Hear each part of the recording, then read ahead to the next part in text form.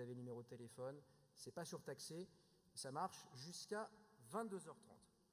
On va commencer sans plus attendre, avant de retrouver Emmanuel Le Chypre, par de l'analyse et fondamentale et technique. Donc ça, c'est pas mal de faire un peu des deux. Avec Alexandre Baradez, d'IG, ça tombe bien, il est chez lui. Alexandre, que j'appelle.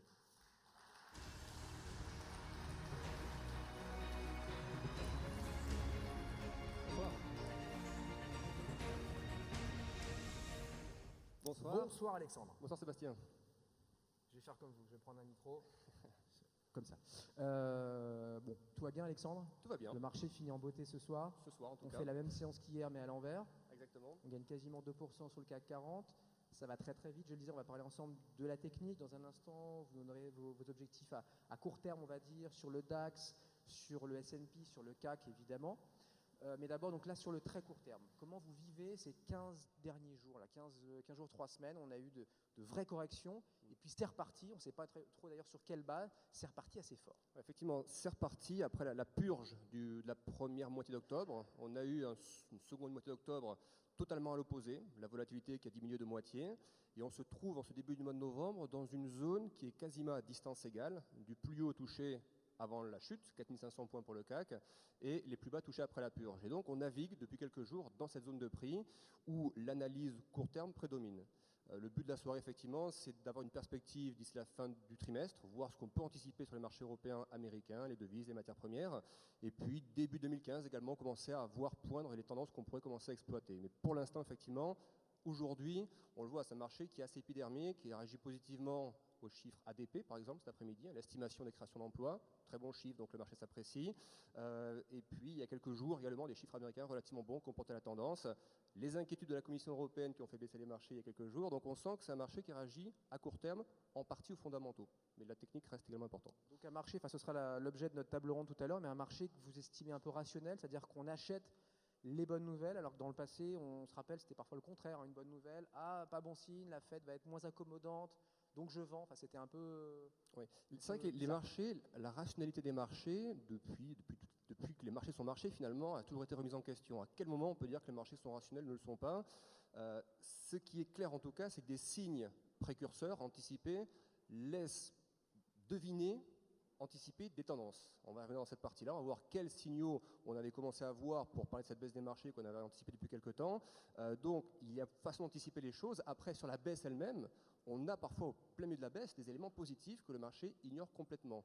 Parce que la psychologie du marché à ce moment-là, c'est de partir à la baisse. Donc, nous, ce qui nous intéresse, c'est d'être en amont de tout ça, de dire à quel moment on peut estimer que le marché est en tendance haussière et va y rester, ou à quel moment le marché a des chances d'aller voir beaucoup plus bas. Bon, à vous Alexandre, je vous laisse démarrer.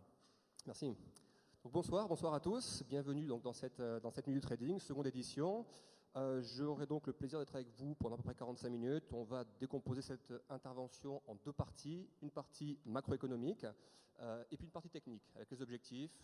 Donc horizon quelques mois, fin Q4, début Q1, sur les principaux marchés européens et américains, principales paires de devises, et on fera un point sur les matières premières. L'objectif, encore une fois, c'est de savoir si aujourd'hui, et c'est l'objectif de la soirée, si nous sommes au début d'une nouvelle crise européenne qui va s'accentuer dans les mois qui viennent.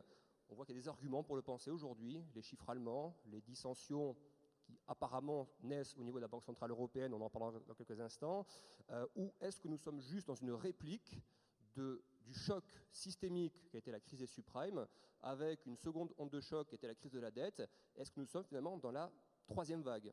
Moi, je part pour ce scénario-là. C'est-à-dire que je pense que nous ne sommes pas au début d'une nouvelle crise européenne. Je pense que c'est un petit peu l'onde de choc de la crise des subprimes que nous sommes encore en train de vivre aujourd'hui.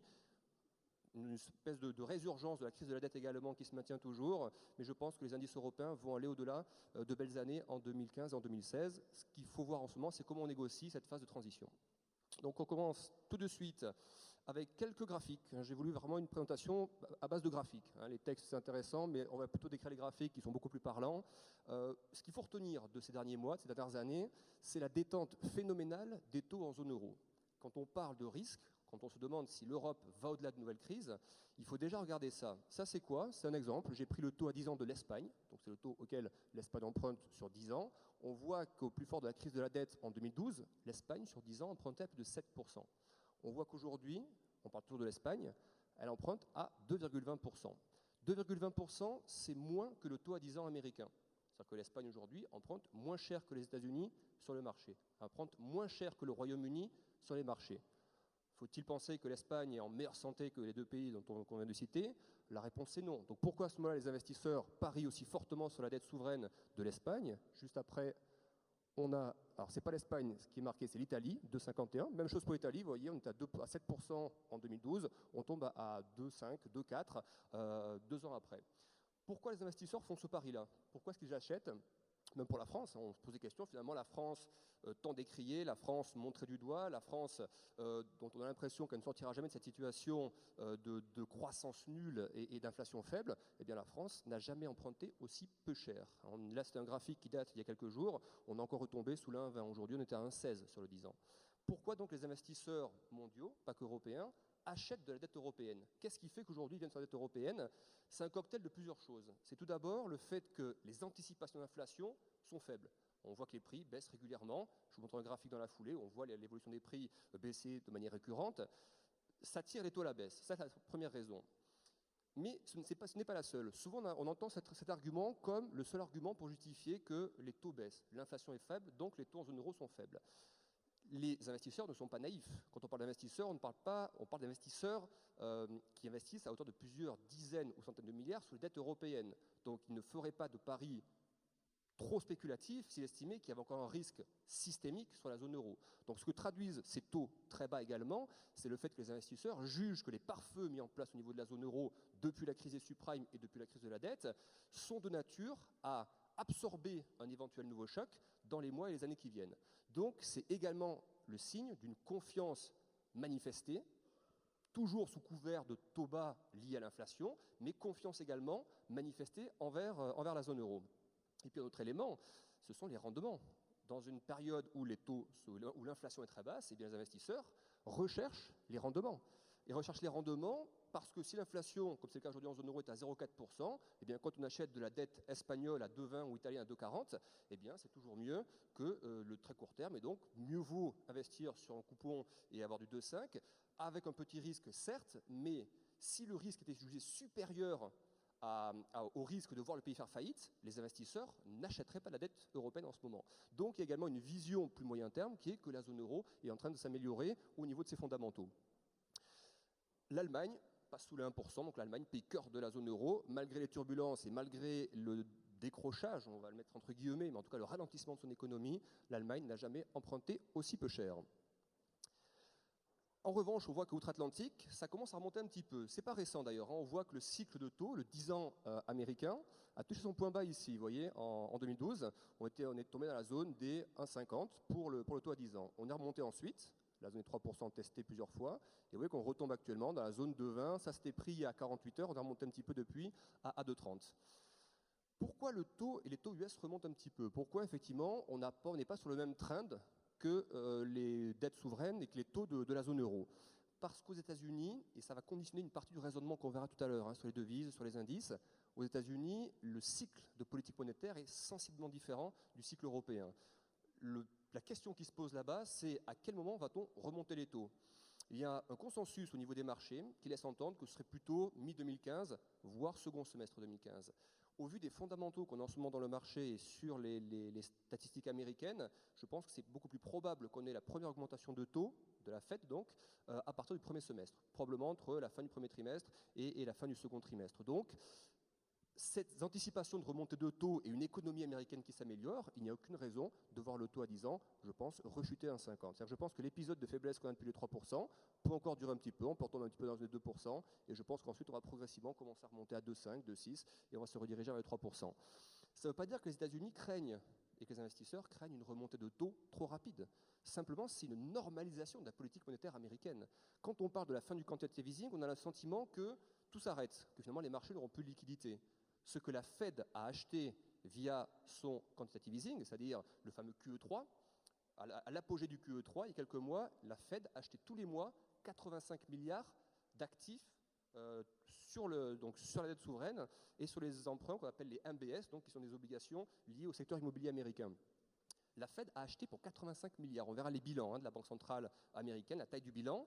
Ça ne veut pas dire que parce qu'elle arrête le QE3, donc elle arrête ses achats d'actifs, elle va tout remettre sur le marché.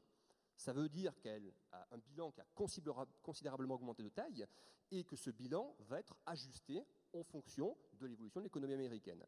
J'en reparlerai dans la partie où on verra les bilans. Nous, ce qui nous préoccupe ce soir, ce qui nous intéresse ce soir plutôt, mais qui nous préoccupe aussi d'une certaine manière, c'est l'Europe. L'Europe a été montrée par le FMI récemment comme la zone au niveau mondial qui connaît une des plus faibles croissances. On est très loin du Royaume-Uni, très loin des États-Unis. Lorsque Lagarde a parlé de l'Europe, elle l'a mis sur le même rang que le Brésil ou que la Russie. Non pas que ce soit une chose mauvaise, mais en tout cas, être dans ce paquet-là, j'ai envie de dire, ça veut dire qu'on est effectivement une zone de forte faiblesse au niveau mondial, alors qu'on est, toute économie européenne confondue, une zone économique majeure, hein, le pôle Asie, pôle US et pôle Europe. Ce qu'on voit sur ce graphique, ça c'est les graphiques, pour moi les graphiques les plus importants, qui sont des graphiques extrêmement parlants. C'est le graphique du PMI, PMI d'activité, activité manufacturière en zone euro. Que nous montre ce graphique? Il nous montre qu'on a une reprise sensible de l'activité industrielle, manufacturière entre 2012 et fin 2013. Et si vous regardez bien le graphique, vous voyez que dès le troisième trimestre 2013, le PMI commence à tomber. Qu'est-ce que le PMI? Il faut déjà voir ce que veut dire PMI. PMI, c'est un indice qui est calculé par Markit, qui est une société privée. Comment il est calculé? Eh bien, Markit demande à des directeurs d'achat, des responsables de société, selon des critères qualitatifs, quantitatifs, de donner leur opinion sur leur carnet de commandes, de l'évolution des prix, l'évolution de la perception du marché, l'évolution de la facilité d'avoir des crédits, par exemple. Markit compile tout ça et en fait un indice, qui est devenu un indice de référence. Quand l'indice, ici, voilà, la zone rouge qui est au milieu, quand l'indice bascule au-dessus de la zone des 50, ça sous-entend que l'activité économique de la zone concernée est en phase d'expansion, donc positif. Quand, et c'était le cas en 2011-2012, l'activité, le PMI de la zone euro était sous la zone des 50, ça veut dire qu'elle était contractée. Vous voyez que le retournement du PMI, il intervient quatrième trimestre 2013. Si vous vous souvenez à ce moment-là, fin 2013 et début 2014, les marchés grimpaient encore une fois. On avait commencé à alerter, nous, sur le fait que le CAC, déjà 4004, 4450, ça commençait à devenir, justement on parlait de rationalité sur les marchés, ça commençait à devenir potentiellement irrationnel et potentiellement suracheté par rapport au fait que le PMI, depuis déjà un trimestre et demi à 2 trimestres, montrait des signes de divergence baissière. C'est-à-dire que les responsables d'entreprise, directeurs d'achat, avaient un sentiment, en tout cas, de plus en plus négatif sur la zone euro. Et que s'est-il passé? Eh bien, quelques semaines après, le marché a décroché, le CAC est tombé dans une première phase de correction, légère remontée, et on est retombé donc récemment au mois d'octobre sur la seconde phase de correction massive. Donc le PMI est ce qu'on appelle un indicateur avancé, c'est-à-dire qu'il donne un sentiment économique avancé parce que c'est une perception à plusieurs mois de l'économie, de ce que sera l'économie, de ce que sera l'activité de plusieurs responsables économiques en zone euro. Ce que l'on remarque sur le mois d'octobre, c'est qu'il y a un léger rebond du PMI. C'est-à-dire qu'on s'est rapproché de la zone dangereuse des 50, qui sépare la contraction de l'expansion, mais on a rebondi dessus. Ça, c'est très important. Il faut surveiller dans les mois qui viennent ce que va faire le PMI. S'il commence à repartir 51, 52, 53, je pense très probablement que ce sera annonciateur d'un rebond puissant sur les marchés qui nous amènera beaucoup plus haut, sur les marchés européens notamment. Si on commence à s'enfoncer sous les 50, ça veut dire qu'on connaîtra très probablement une nouvelle phase de correction sur les marchés avec un CAC qui retournerait sous les 4000 points, un DAX sous les 9000 points, etc. Ça, on le verra dans la partie qui vient. Donc, surveillez bien le PMI. Moi, j'en parle très régulièrement dans les interventions, mais le PMI est un indicateur avancé, donc extrêmement intéressant. On va accélérer un petit peu. Donc l'Allemagne, on voit, concerne également. Quand on parle du DAX sur l'Allemagne, on s'est dit, finalement, pourquoi continuer à acheter du DAX alors que le PMI continue de décroître depuis 2 trimestres? Et on ne s'est pas trompé, vous voyez que c'est annonciateur de la grosse phase de baisse qui a suivi. Ce qui nous préoccupe également en zone euro, c'est la France. C'est la France. La France dont on parle beaucoup en ce moment, la France dont on parle à la Commission européenne, dont on parle au niveau mondial. Certains traders américains recommandent de shorter la dette française, sans en parler d'ailleurs. Est-ce que c'est un effet d'annonce? Est-ce qu'il faut réellement le faire? Est-ce que c'est une menace pour la France? En tout cas, ce qui est clair, c'est que la France a décroché par rapport au reste de la zone euro. C'est-à-dire que la France, vous voyez, le PMI zone euro, il est ici, le PMI France, il est ici. On est toujours contracté depuis plusieurs mois d'affilée, alors que le PMI zone euro est au-dessus. Donc, il y a un décalage par rapport à l'activité en zone euro. L'Europe dans sa globalité, dans sa globalité, stagne complètement. C'est-à-dire que là, je vous ai mis un graphique de la croissance en zone euro, c'est l'évolution donc de la croissance du PIB depuis 2000, donc sur une période de 15 ans.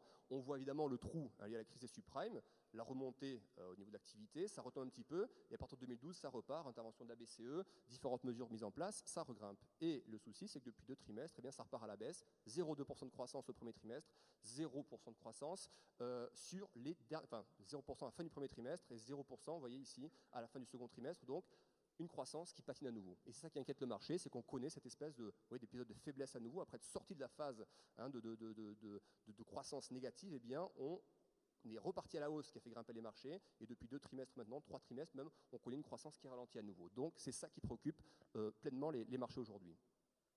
Quand on parle de l'inflation, quand on parle de la stagnation en zone euro, il y a une menace sensible en zone euro, une menace qui est prise extrêmement au sérieux par la Banque centrale européenne, qui est l'inflation. L'inflation, c'est là-dessus que la Banque centrale européenne, à 90%, base sa politique monétaire. On voit que l'inflation avait connu un trou d'air ici lors de la crise des subprimes, remontée sensible dans l'inflation, vous voyez, entre 2009 et 2012, et depuis, c'est une chute libre, chute verticale. On frôle la zone des 0%, en dessous de laquelle nous étions passés seulement lors de la crise des subprimes. On voit qu'aujourd'hui, ça tombe extrêmement vite et ça rebondit récemment à 0,4%. Ça, c'est important. Là, la phase que nous négocions actuellement, c'est la phase critique.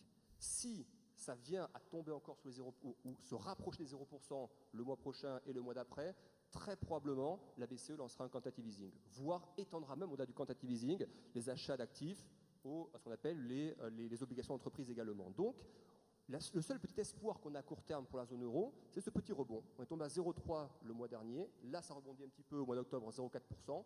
Petit espoir que l'inflation commence à se stabiliser. Quand on parle d'inflation, j'ai pris une carte plutôt des Échos qui était très bien faite, je l'ai trouvée donc très visuelle, où on voit l'inflation annualisée au mois d'octobre, pays par pays. Donc on voit les pays du sud de la zone euro qui souffrent toujours un peu plus, les pays du nord qui ne sont pas épargnés par le ralentissement des prix, donc une inflation extrêmement faible en zone euro. Si on accélère un petit peu, ce dont on se rend compte, c'est que la zone euro souffre d'un déficit d'investissement. La croissance avec les investissements. Vous savez qu'il y a toujours 3 leviers de croissance pour une zone économique, pour un pays. Le premier levier de croissance, c'est la demande intérieure. Deuxième levier, les exportations. Troisième levier, les investissements. La zone euro, ce que j'ai montré sur ce graphique-là, c'est l'évolution des flux directs entrants, des flux d'investissement entrants en zone euro rapportés au PIB. C'est-à-dire rapporté à la richesse globale, au PIB global de la zone euro. Et ce qu'on voit, c'est que le pourcentage de ces investissements par rapport à la richesse globale de la zone euro n'a cessé de baisser. Depuis quasiment, vous voyez, ça s'accentuait lors de la crise des subprimes. Petit rebond qui correspondait à cette phase de rebond qu'on est sur l'économie européenne et nouvel affaissement d'investissement. Donc l'Europe souffre avant tout d'un déficit de confiance et d'un déficit d'investissement. Le chômage, toujours, qui nous montre cette fracture nord-sud. Les chiffres ne sont pas très récents, ils remontent il y a quelques mois, mais ils ont relativement un peu évolué, ou en tout cas dans les mêmes fourchettes par rapport aux autres pays. On voit bien cette fracture nord-sud. Les pays du sud, chômage très élevé, les pays du nord, chômage relativement faible. Donc la fracture nord-sud persiste toujours actuellement en zone euro. Elle persiste également au niveau des notes souveraines. Les notes souveraines, c'est Standard & Poor's, Fitch, Moody's, les 3 plus grosses agences qui notent la dette française ou la dette européenne, et on voit que les pays du Sud sont toujours parmi les plus mal notés, même si on sent quand même qu'il y a une amélioration sur les périphériques. Ce qu'on appelle les périphériques, c'est l'Irlande, la Grèce s'améliore très progressivement, le Portugal également. Donc on sent quand même que malgré cette fracture nord-sud, plusieurs pays périphériques qui étaient au cœur de la crise de la dette commencent à émerger progressivement. Le cas de l'Irlande, on en parlait, le cas du Portugal, l'Espagne également, qui est plutôt un pays cœur mais qui s'améliore également. Les craintes aujourd'hui sont surtout sur l'Italie. Vous avez vu que le résultat des stress tests de la Banque centrale européenne montrait que ce sont les banques italiennes qui avaient au niveau de la zone euro le plus besoin de recapitalisation ou d'augmentation de fonds propres. Ça a provoqué une phase de faiblesse du marché, que ce point faible de l'Italie, parce que l'Italie aujourd'hui, il faut bien voir que c'est la 3e puissance de la zone euro, mais c'est un pays qui a l'endettement souverain parmi les plus élevés de la zone euro, plus de 130% de dette par rapport au PIB, chômage élevé et puis une croissance totalement à l'atonie. Alexandre, on s'arrête là peut-être pour la macro et on enchaîne directement avec les indices, les devises, on peut parler de l'or. Sur le plan technique, là, vous croyez à quoi? À la technique ou au fondamental? Alors justement, la présentation qu'on a ce soir, c'est justement le résumé de ça. C'est que j'ai autant une approche fondamentale des marchés qu'une approche technique. C'est-à-dire pour moi, l'un ne va pas sans l'autre. On ne peut pas considérer que la macro seule permette d'avoir des tendances qui dessinent de manière très claire, ou plutôt quand la macro donne une information. On prend le cas par exemple des éléments récents sur les chiffres européens, sur l'Allemagne, les indices de confiance, le ZIU, l'IFO qui ont commencé à baisser. Eh bien, il y avait des supports sur le DAX. Donc, on sait que les indices de confiance baissent et on voit que le marché commence à venir chercher un support. Donc, le support, c'est le niveau testé précédemment. La macro n'est pas bonne. Donc, à ce moment-là, toute la probabilité se fait sur la rupture du support. C'est ce qu'on avait effectivement préconisé et ce qui s'est produit dans la foulée. Donc, pour moi, il y a toujours convergence. Il faut faire cet effort-là d'allier macroéconomie et partie technique. Bon, laissez quand même la macro de côté si vous voulez bien pendant un quart d'heure, et le fondamental, on retrouvera là-dessus Emmanuel Le Chypre juste après vous. Intéressons-nous donc à vos objectifs techniques sur le CAC, le DAX, s'il vous plaît. Sur quoi 10 minutes, et dans la foulée, on prendra les questions de la salle. Impeccable. Alors, ce qu'on va juste voir, dernière slide, qui pour moi est une des plus importantes, et après je m'arrête là-dessus, promis, pour la partie macro, c'est cette slide. Regardez-la bien parce qu'elle nous montre l'évolution des bilans, la taille des bilans de la Banque Centrale Européenne, celle qui est en blanc, et de la partie de la Fed qui est en jaune. La Fed, vous voyez que la taille de son bilan a décroché de manière très nette. La mise en place des LTRO, notamment ici, ce qu'on appelle LTRO, c'est-à-dire les prêts de la Banque Centrale Européenne aux banques de la zone euro, ont été mis en place fin 2011, début 2012. Ça fait grimper la taille du bilan, remboursement des LTRO, le bilan décroît. Pendant cet intervalle de temps, la Fed n'a cessé d'augmenter la taille de son bilan. C'est-à-dire qu'elle n'a cessé d'acheter des actifs, de renforcer son bilan et de soutenir ainsi l'économie américaine. Donc une partie du décrochage de la zone euro provient également du fait que la BCE n'a pas apparemment suffisamment soutenu l'économie et l'activité économique en zone euro, par les achats d'actifs notamment, et on a vu donc la taille du bilan décroître très nettement. Le débat qui intervient au niveau de la Banque Centrale Européenne aujourd'hui, et on va en parler pendant qu'on fait passer tes slides, donc j'en reparlerai dans la partie Market Live, et on va démarrer la partie technique. Ce que je vais vous dire, c'est que le débat qui a touché la BCE, vous l'avez sûrement entendu hier, ça c'est un élément extrêmement important. Vous avez vu qu'hier les marchés ont décroché de manière très brutale. On a eu une espèce de moment de petite panique sur les marchés, l'eurodoll est remonté rapidement et les taux des pays Espagne et Italie sont partis à la hausse. Pourquoi ? Parce qu'il semble qu'au niveau de la Banque Centrale Européenne, au sein de la Banque Centrale Européenne, dans une période critique et charnière pour la zone euro, eh bien, il y a des dissensions. Apparemment, l'action de Mario Draghi est jugée comme trop peu collégiale, pas assez communicante, et surtout à avancer des chiffres, c'est ce qu'on reproche, ce que les banquiers centraux reprochent partiellement à Mario Draghi, d'avoir avancé des chiffres sur la taille de l'expansion du bilan, 1000 milliards, par rapport aux achats d'actifs qui étaient visés. Et ça, plusieurs membres de la Banque Centrale Européenne l'ont très mal vécu, l'ont très mal perçu. Et donc, ce petit épisode de crise au sein de la BCE, eh bien hier, on voit, et là on parlait avec Sébastien Coinon, de l'impact macroéconomique par rapport aux techniques. Hier, c'est la macroéconomie qui a fait baisser le marché. C'est une information qui tombe dans le marché, qui en quelques minutes fait grimper l'euro par rapport au dollar, fait baisser les marchés actions et fait grimper les taux d'emprunt des pays considérés comme fragiles au niveau de la zone euro. Alors, on commence la partie technique. On va enchaîner donc sur différents indices, devises et matières premières. On va commencer bien évidemment par le CAC 40, avec la question que tout le monde se pose, est-ce qu'il faut acheter ou est-ce qu'il faut vendre du CAC sur les niveaux actuels ? Alors, avant de commencer à rentrer plus en détail sur les cours récents, je pense qu'il est bon de toujours dézoomer, se mettre en retrait et bien voir d'où vient le CAC 40. Quels sont ses cycles ? Cycle haussier, bulle Internet, éclatement de la bulle. On marque un support. Second cycle haussier, crédit peu cher, abondant aux États-Unis, formation d'une nouvelle bulle immobilière, crise des subprimes, le marché décroche à nouveau et tombe à nouveau sous les 3000 points. Deuxième support qui est légèrement supérieur au support précédent. Le marché grimpe, tente de rattraper son retard, crise de la dette en zone euro. Ici, la Grèce, problème, contagion à l'Italie, à l'Espagne, le marché décroche complètement, risque systémique majeur, on retombe dans la zone des 3200-3300 points. Et ensuite, intervention à l'été 2012 de Mario Draghi, on fera tout ce qu'il faut pour sauver la zone euro, pour sauver l'euro, et croyez-moi, ce sera suffisant. Les marchés entament depuis lors un rallye colossal jusque dans la zone des 4600 points, avant de décrocher sur les éléments qu'on a indiqués précédemment, baisse des PMI, baisse des indicateurs d'activité, baisse des indices de confiance, etc., etc. Et donc, on est là-dedans pour l'instant. On est à un moment crucial pour le CAC 40. Crucial, pourquoi ? Parce que vous voyez que la phase de purge qu'on a connue en octobre nous a amené temporairement sous les moyennes mobiles. Les moyennes mobiles, ce n'est pas un élément purement technique. C'est une moyenne arithmétique des prix sur une période donnée. Il y a une moyenne mobile longue, sur 100 périodes, qui est la rouge, et sur 50 périodes, qui est la noire. Le fait que le marché passe temporairement sur la moyenne mobile, ça veut dire qu'il est parti, ou en tout cas qu'il a tendu à passer d'un mode haussier à un mode baissier. Sauf que la clôture d'octobre s'est faite au-dessus des moyennes mobiles, ce qui veut dire qu'elles ont été préservées.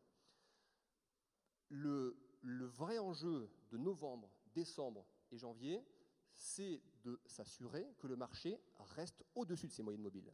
Pour moi, s'il arrive à passer novembre et décembre et qu'il clôture à chaque fois au-dessus des moyennes mobiles, on aura un indice très probablement très haussier en 2015 et en 2016. Je pense, dans le scénario le plus noir, c'est-à-dire le plus négatif, celui où on retomberait encore dans les semaines qui viennent dans une espèce de crise européenne dont on a le secret, on pourrait à ce moment-là retomber à nouveau sous les moyennes mobiles, rebasculer sous 4000 points et venir un peu rechercher les plus bas récents, 3790, 3780.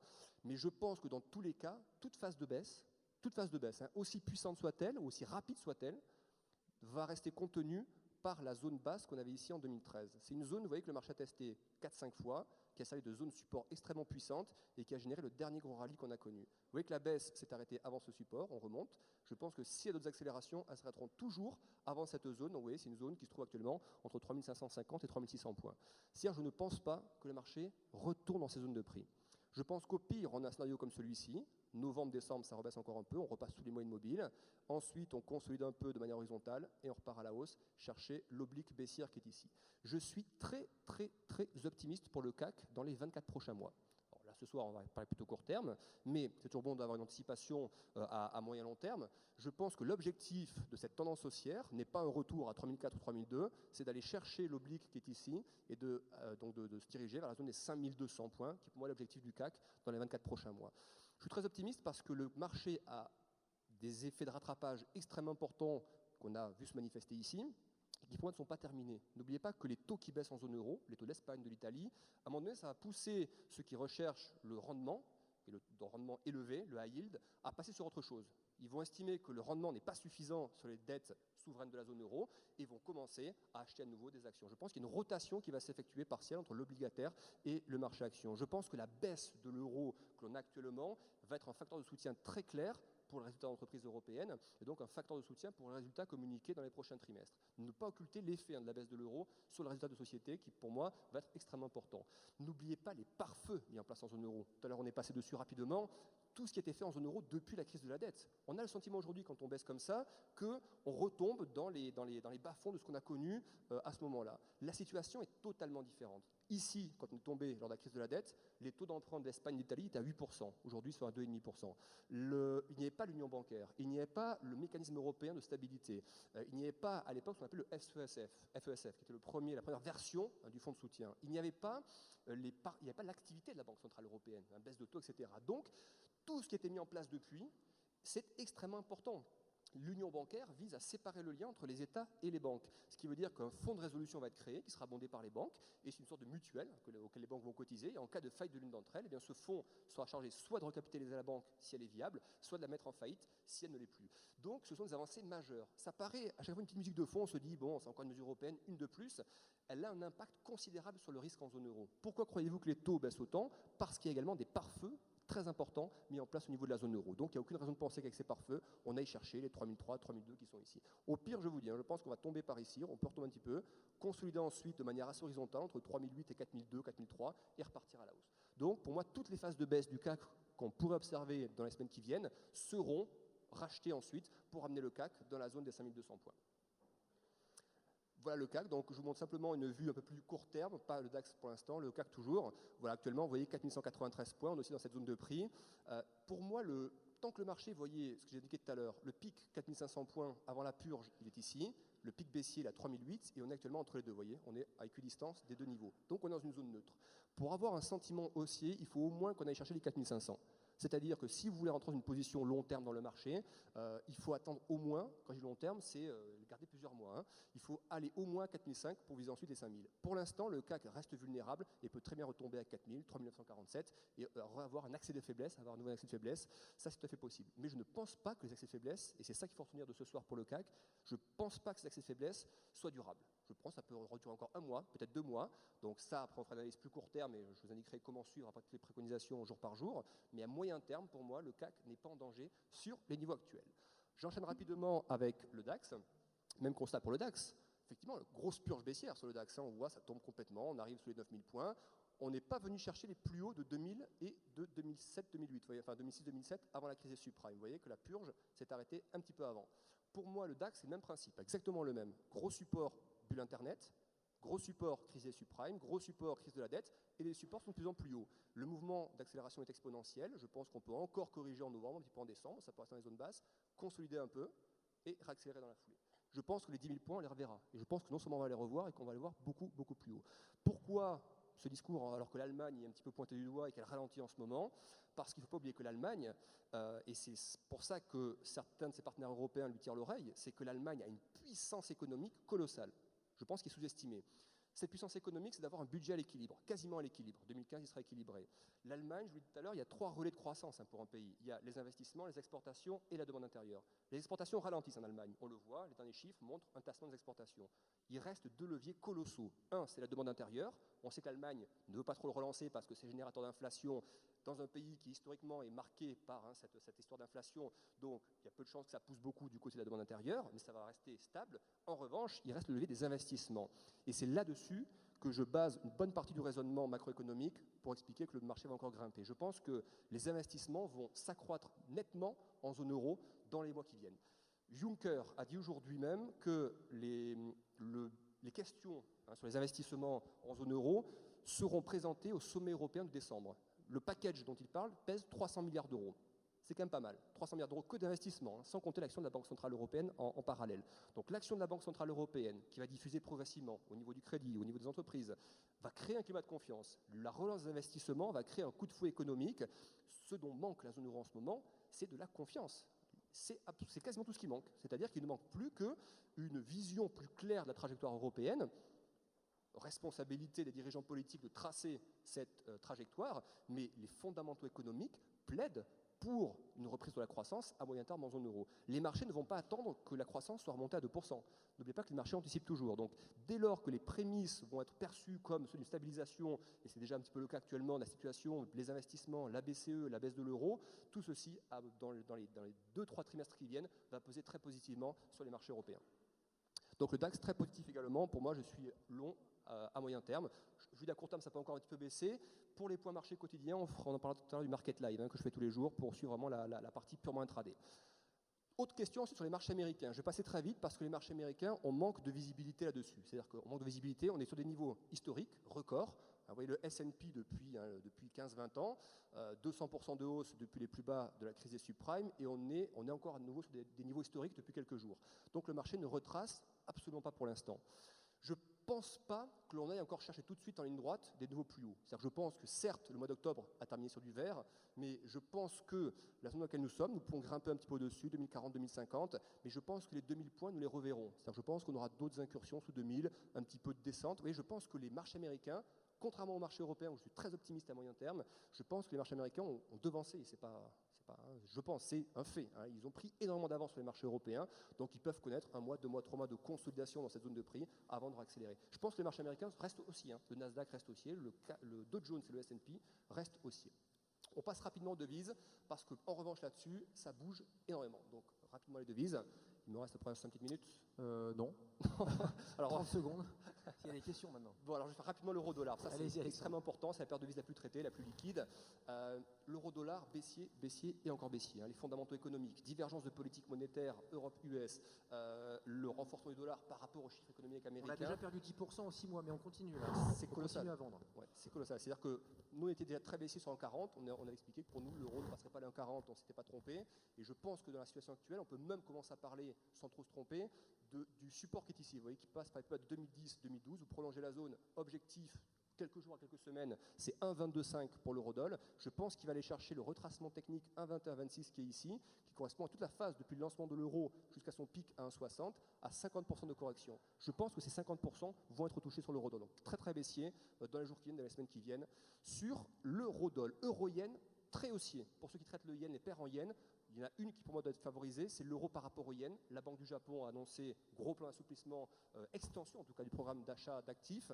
Donc l'euro yen pour moi est parti pour un rallye haussier qui va encore durer. Je pense qu'on va aller chercher 145 dans un premier temps, 150 dans un deuxième temps. Donc dans les 2-3 mois qui viennent, nettement haussier. Il peut y avoir des petites phases de correction, mais le cycle de hausse, pour moi, le second rallye haussier est en train de naître ici. Il y a le premier rallye 2012-2014, arrivée de Shinzo Abe, etc.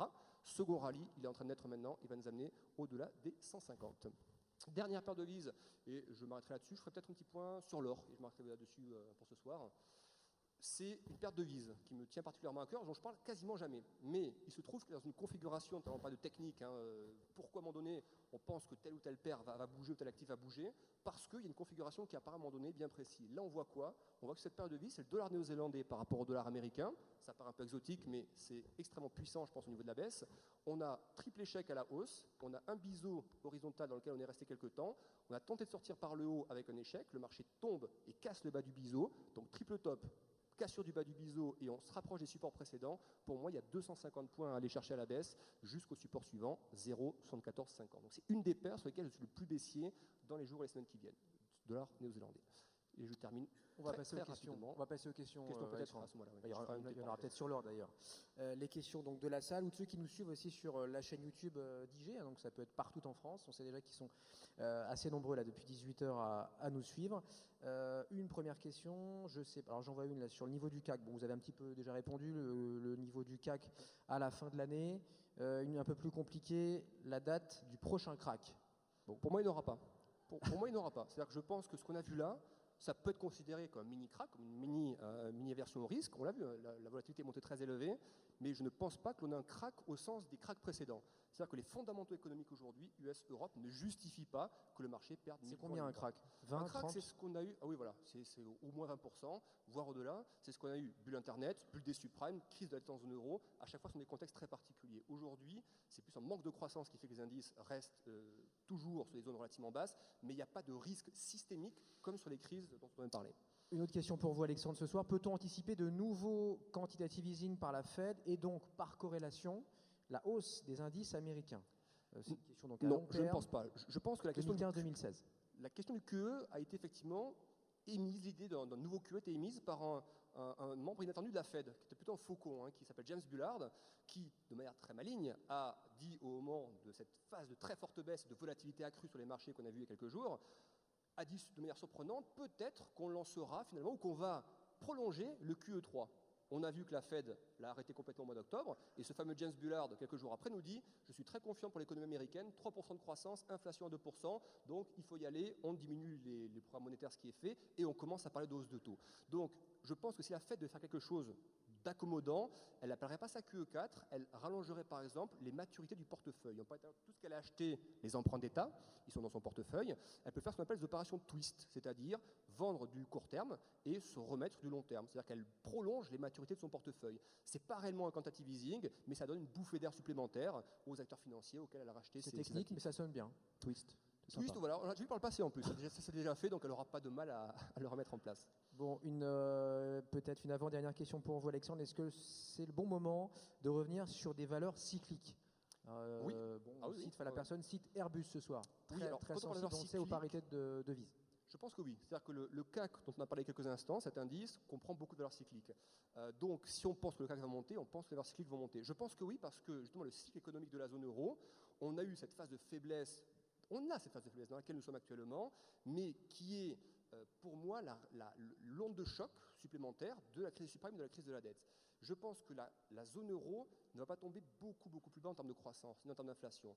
Ce qui pèse sur l'inflation actuellement en zone euro, c'est l'énergie basse, les prix bas. On a vu, je n'ai pas le temps de le montrer, mais la composante de l'inflation en zone euro, c'est l'énergie qui tire les prix à la baisse. Toutes les autres composantes sont dans le vert. Donc, si l'énergie se stabilise, que l'euro baisse encore, l'inflation va grimper. S'il y a des investissements dynamisés par la Commission européenne, par les États ensuite eux-mêmes et par des mesures budgétaires appropriées, et ça c'est la responsabilité des hommes politiques européens, allemands, français notamment, mais il n'y a pas de raison de penser qu'on shorte l'Europe. Et donc, je disais tout à l'heure, le fameux trader qui voulait shorter la France aux États-Unis, il aurait pu dire on shorte également l'Italie ou l'Espagne. Je pense effectivement les taux qu'on a actuellement souverains sont sur des niveaux extraordinairement bas. Je ne pense pas qu'on va avoir beaucoup plus bas. Donc, il y aura un phénomène mécanique de remontée de taux. Donc, on peut dire je short l'Europe, c'est pour faire des gros titres, mais d'un point de vue purement gestion financière, oui, vendre effectivement un peu de France, d'Allemagne, d'Italie ou d'Espagne, dans ce cycle de remontée des taux, ça ne me semble pas choquant. Vous n'êtes pas d'accord avec l'investisseur David Einhorn, pour ceux qui ont suivi l'actualité récente, qui conseillait effectivement de vendre la France et d'acheter la Grèce. Exactement. Aline dernière, pensez-vous que l'orientation des cours de l'argent d'ici la fin de l'année, que pensez-vous de l'orientation des cours de l'argent d'ici à la fin de l'année? Une réponse en 15 secondes. 15 secondes. Les cours de l'argent, pour moi, trop tard pour vendre. Il faut bien avoir conscience que début des années 2000... 30, 35 Je vais donner quelques chiffres pour vous montrer que c'est une ineptie de vendre l'argent maintenant. On est à 4 $ l'once début des années 2000. On est monté à 50 $ l'once en 2011. Oui. On est retombé à 15 $ l'once. 15? Ah oui, oula. 15 $. Donc pour moi, c'est trop tard pour vendre l'or. On peut encore le vendre un petit peu. L'argent terminé, on peut peut-être encore gagner 1 ou 1,5 $, $1,5 à la baisse. Mais je pense qu'on va plutôt parier, et c'est ce qu'il faut faire, je pense, dans les mois qui viennent, sur un rebond des métaux par rapport à la reprise économique dont on parlait. Et donc je vise plutôt un retour dans la zone 20-22 pour les cours de l'argent. Plutôt long dans les mois qui viennent. Bon, merci mille fois, Alexandre.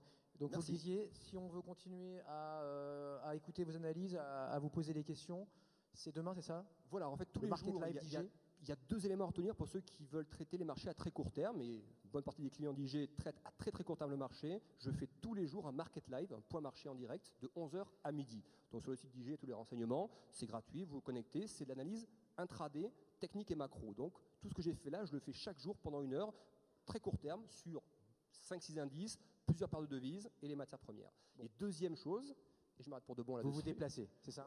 Vous vous déplacez, non?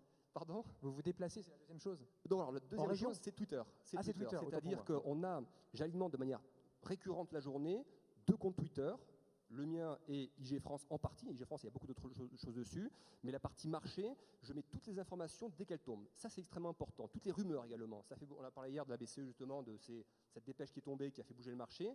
Quelques secondes après, vous aviez l'info dessus. Donc Twitter, je ne raconte pas ma vie dessus, ça ne m'intéresse pas. En revanche, tous les éléments de marché importants, les déclarations, le contexte géopolitique, les petites phrases, un mouvement de marché un peu suspect à un moment donné, tout de suite, à quelques secondes près, on le met sur Twitter. Donc c'est le moyen. C'est génial, c'est vertical, c'est-à-dire qu'il n'y a pas, il y a pas des puissants, des gens à la ramasse, on est tous à égalité sur Twitter, on a l'info dans la seconde. Exactement. Et pour les marchés, on sait que c'est l'information, c'est la base de beaucoup de choses, donc l'information est primordiale et donc c'est pour ça qu'on l'a. Et vous ne l'avez pas dit, mais je peux le dire à votre place, vous vous déplacez aussi, je crois que prochainement vous allez à Nice. Oui. Et là, là pareil, pour les Niçois qui n'ont pas pu venir aujourd'hui et qui veulent nous rencontrer, je ferai une conférence au Negresco, donc ce sera le 11 décembre de mémoire, 11 décembre, Negresco à Nice, pour ceux qui habitent le sud et que je rencontrerai avec plaisir. Merci Alexandre. Merci à vous, merci d'avoir participé à cette soirée et bonne soirée. Merci.